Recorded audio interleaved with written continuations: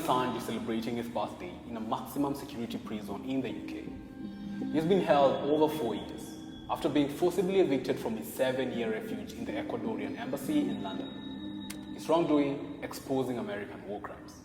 Assange's whistleblower site Wikileaks published everything from videos of US troops gunning down civilians and journalists in Iraq to the bombshell-laden correspondence between Washington and its embassies. It stripped America's mask off and laid bare the true nature of the United States. And some of the most sensational leaks it published concern Africa.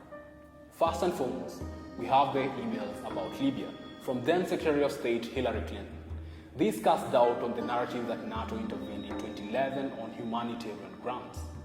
Instead, the US-led bombing campaign was self-serving. Washington feared Gaddafi's plans for economic sovereignty, as his proposed gold-backed African dinar would challenge the dollar's dominance.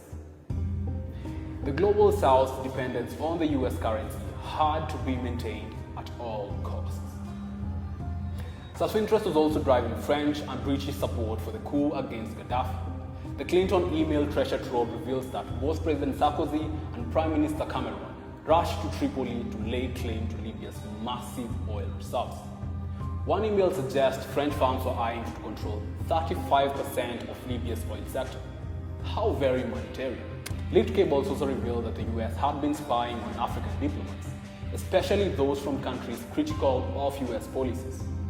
A cable from 2008 instructed US officials to collect biographical and biometric data on African envoys attending a UN General Assembly meeting.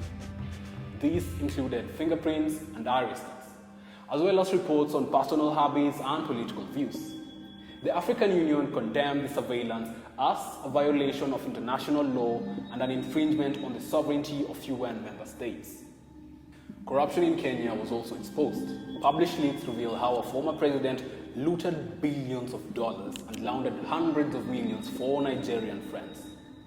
They also show the complicity of Western countries in the looting of Africa, with the money trail leading to the UK, Switzerland, and tax havens in places like the Cayman Islands.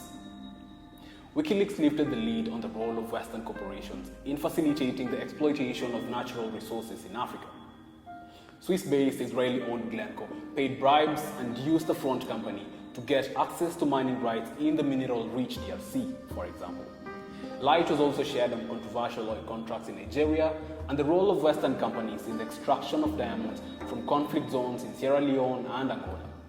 The whistle was also blown on how the US and UK conspired to defraud Africans of their land. The US agreed with Britain to establish a marine reserve around the Chagos Islands, whose original inhabitants had been expelled to make room for an American base. The intended consequence was that they will be permanently locked out, a strategy in use in mainland Africa as well. These and many other examples show the rot at the heart of Washington, the so-called beacon of freedom and democracy. Wikileaks provided the world with an unfiltered view of what exactly the US stands for: psychopathic and compromising hegemony. Africa and the world have much to thank Julian Assange for. On his birthday, we wish him his freedom back. Free Assange.